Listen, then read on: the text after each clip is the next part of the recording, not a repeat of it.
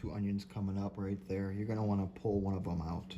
So what I do is just hold the soil down, grab the one that I wanna pull out, and just gently pull straight up. That's it. You don't wanna have 2 of them in here. You only wanna have 1 onion per cell.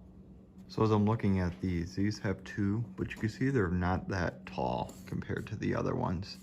I'll wait till these get about the same height as these. These ones are about 4 inches. This one's probably about 1.5 inches. Wait till it gets a little bit taller before you pull them out. We also refer to it as called thinning. Make sure we wait just in case either one of those die. By the time you're ready to pull them out, you have it. I'm also going through these and just filling them up. They look like they need some more dirt. Just filling them up and making sure that they're kind of stable and they're not falling over. Just apply some dirt around it and just push down a little bit. Not pushing down on the plant, just the dirt around the plant to help push the plant up. These seeds are not planted that deep down. They're planted very, very close to the surface. So,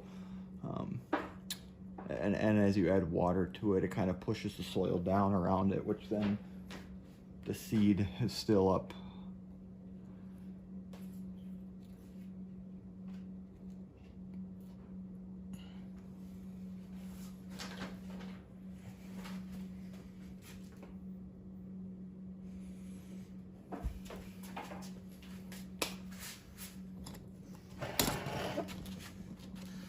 You can see this one right here. See how the roots are very, very close to the surface? So I'm gonna pack this down with a little bit more dirt on the top of the surface.